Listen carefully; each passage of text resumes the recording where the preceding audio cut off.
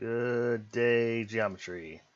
I'm going to cover two more sections for this calendar year, for the school year, school year, not calendar year. Finished up the trigonometry section, and I'm going to do a section in chapter 8, finding angle measures and polygons. I'm going to do another section in chapter 8, and then that'll be it for the school year. So let's go through these notes. You'll have some book work with this, maybe a work packet, I don't know yet. Definitely some book work. And yeah, that'll be it. So, I mean, we're looking at 2.5 weeks, I think, when this is posted. So a week for this, a week for the, so this will be due on a Wednesday. This should be due on Wednesday, May 27th.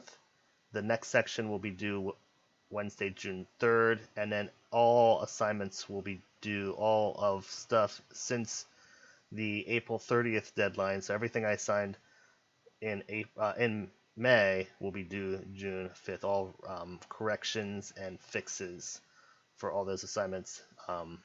So that is the plan.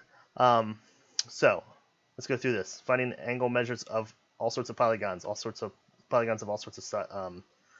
sides and sizes, side lengths, number of sides, so all sorts of polygons.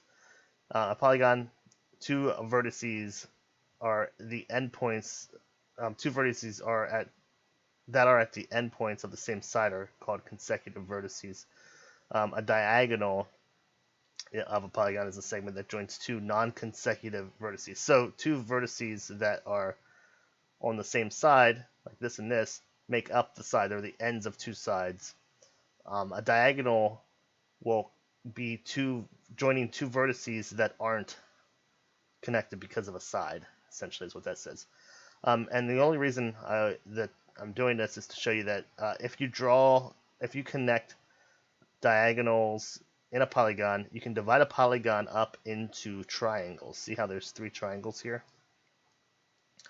And there's a little activity you can do with that if we were in class. But essentially the point of all of this is a polygon with 1, 2, 3, 4, 5 sides. This is a polygon of 5 sides. And a polygon like this can be divided into 3 triangles. So any polygon, you can always divide a polygon, however many number of sides there are in a polygon, you can always divide it into that number minus 2 number of triangles. So if you have 5 sides in a polygon, that's a pentagon, you can divide that into 3 triangles. 5 minus 2 is 3. Okay, if you had a 10-sided polygon, you could actually split a 10-sided polygon up into 8 triangles. And this allows us to find, because of that, we can find the total sum of all these interior angles added up together. We know that for a triangle, the total sum of we've used this over and over again, the total sum of all 3 angles is 180. So what we can do is take that 180 and multiply it by however many triangles we have, which will always be n, the number of sides, minus 2, and that'll be the total number of the sum of all the angles will add up to what you get. Okay. So that would mean that if you have a quadrilateral, which is 4 sides, you can divide a quadrilateral, this is 5 sides, but you can divide a quadrilateral into 2 triangles, which means a quadrilateral will have a total sum of, so 4 minus 2 is 2, 2 times 180 is 360. So a quadrilateral will have a total of 360 degrees for all 4 angles. Okay. So what about an 8-sided figure? Example 1, find the sum of all of the measures of the interior angles of an octagon. Octagon is 8.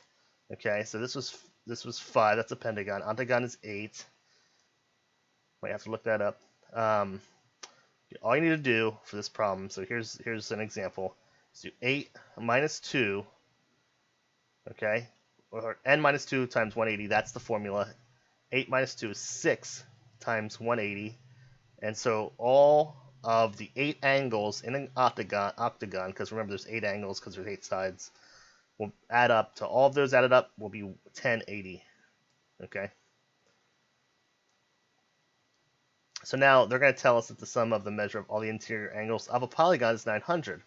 What polygon is that? Okay. Well, in this case, they're telling us that the sum is 900, and we're going to look for n. So n minus 2 times 180 equals 900. We're going to solve this for n. This is in parentheses, so first we want to divide both sides by 180.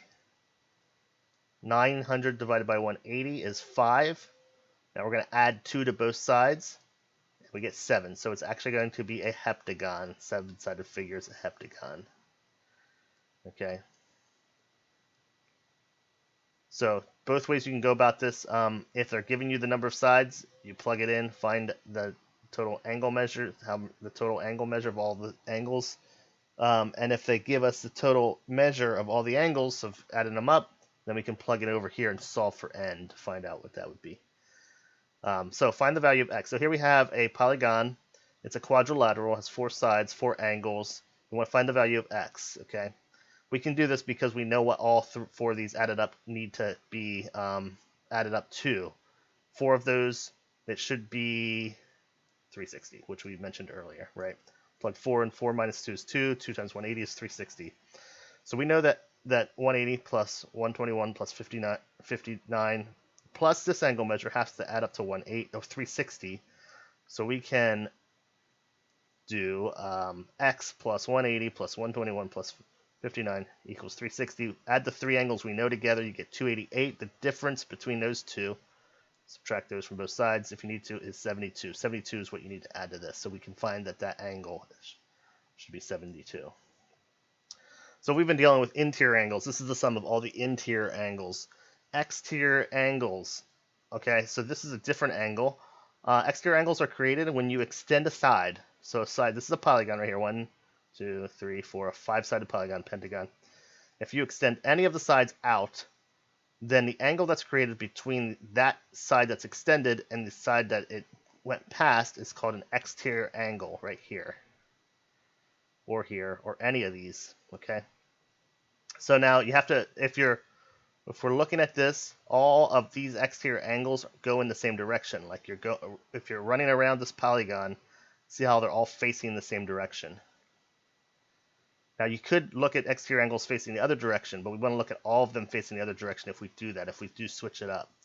And the sum of all of these exterior angles facing the same direction, running around in this direction, will always add up to 360, all of these. But they have to be the ones facing in the same direction. And again, if you switch sides and you're looking at the opposite here, then you have to go the opposite direction for all these. Okay, you're going the other way around. But so you're going to have as many exterior angles as you have interior angles. So every single interior angle will make one exterior angle, okay, that we're looking at. So this interior angle makes this one makes this one makes this one, and so forth. These exterior angles will add up to 360 no matter how many sides there are. Always add up to 360, but they have to be going in the same direction. So in this one, it's going the other way. Okay. So you're just extending one side, and in this example here, it's showing the sides extended everywhere, but we're just extending one side, but you see how they're all extended, circling the same direction. The sum of all those will always be 360, no matter how many sides there are. Okay. So we have a diagram here. What is the value of x? So we have 2x, we have 89, we have 67, and we have x. So this will always be 360, no matter how many sides there are. So 2x plus 89 plus 67 plus x will be equal to 360. Add the numbers we know together. 2x plus x is 3x, like terms. Subtract 156 from both sides. We have 3x equals 204. Divide both sides by 3, and we are going to find x equal to 68. Okay, a trampoline. So another example. Trampoline shown is shaped like a regular dodecagon. Dodecagon is 12. Find the measure of each interior angle and the measure of each exterior angle. Okay, so dodecagon has 12 sides. 1, 2, 3, 4. I'm not going to count them all. So since it's a regular polygon, now remember, going back, regular polygons, all the angle measures are equal. So we can do this because we know that all the angle measures are equal. And that's a key word in a lot of these. If it says regular, don't just gloss over that. That means every single angle is equal. So, but we also can find out what the sum of all the angles are, because 12 minus 10, sorry, 12 minus 2 is 10. 10 times 180 is 1800. That's the sum of all the angles. But so we know that if we didn't know it was regular, we wouldn't be able to do anything else, because if this one angle could be 100, and then the next angle could be 5 degrees. But since we know they're all equal, then they're going to all be the same measure. So we can actually divide the total by the number of angles and find that each angle will be 150. Each of these going all the way around will be 150. And that's because each angle is equal, so you can just divide by the total number of angles. Okay, for the exterior angles, remember it doesn't matter the number of sides, they have to add up to 360. So we can just take 360 divided by 12, because again, it's going to be the same angle measure. All these angles are going to be the same measure because all the interior angles are the same. So we can just take 360 divided by the number of sides, and each exterior angle will be 30. Okay, and that's a wrap for these notes. So there'll be bookwork. I will post the bookwork in Google Classroom. And if there's anything else, I'll post that as well. There's at least going to be bookwork. So thank you and good day.